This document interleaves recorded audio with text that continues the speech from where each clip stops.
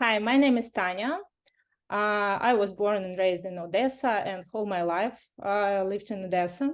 Now we are living in suburb of Fredericton. So Fredericton is the capital of New Brunswick province. We live in a village. It calls in Maryland very kind village. It's not a village like in Ukraine, you know, it's like a small city, but without the apartments, just own houses. Our village is located in the middle of the forest. It's very fun because in November we got a black bear in our backyard, some wild cats, the squirrels like our neighbors, raccoons, and we're from the big city in Ukraine, and there we saw only cats and dogs. So it's a very nice experience for us.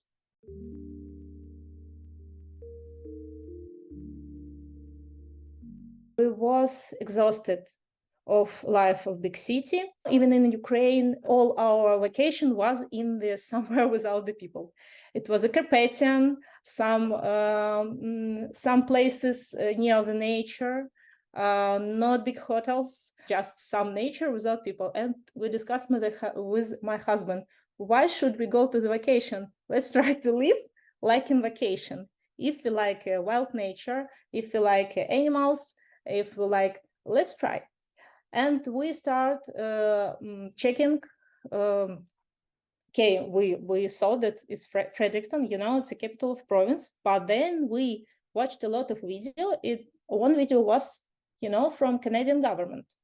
It was like entertainment video about Canada, about New Brunswick, and we saw that the city is placed inside the forest. And we decided that we should try to live in province, looks like some Carpathian, you know, or near Carpathian territories.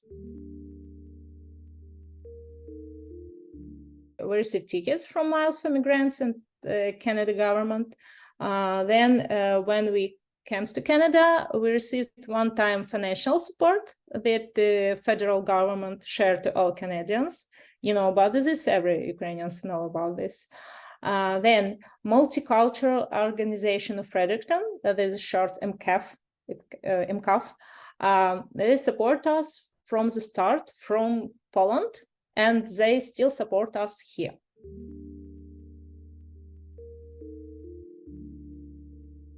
We have very good community members. They help each other with moving, you know, here in Canada, when you change your rent apartment, you should move with a big car or few cars, help each other with some things, furniture, useful information. We have a active cultural life, Ukrainian here. We had a festival, multicultural festival. We had a Ukrainian Easterns here. So it's a very active, interesting life.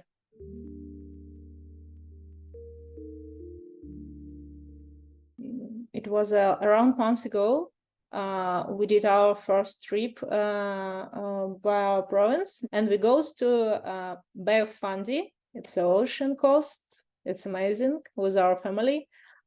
It was an Irving Nature Park, and it was a real rest for us. Maybe first time. Yes, sure, we are resting on weekends at home with family, but it was like a part of life before the war. When you go to the beach with the kids without any problems, and you're spending time in water, and our kids were so happy. Our son played with water until he became blue.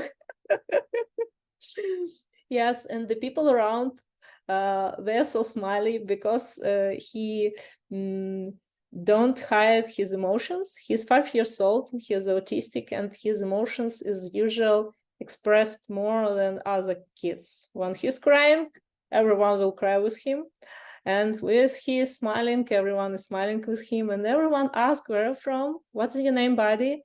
And I told his name is Misha. He doesn't speak. He's autistic. Okay, no problem. Autistic. Okay, no, my friend. Oh, my friend on work, on my buddy, on my neighbor. Everyone knows about autistic. Everyone is polite with such kids. It's very, very, very important for us, because in Ukraine he was not a part of society. Here he's part of society, and he have friends in school, and he got a lot of gifts on Christmas in his Canadian school. It was so sweet. Maybe before war, we planned to buy our house in Ukraine, and we have plans for next 5-10 years. And here we start from the scratch, but here we saw so much support from people, from government, from organizations, from everyone. And we saw so much progress for rehabilitation for our autistic son. We saw that our daughter, she is in 10th grade. She got a lot of friends.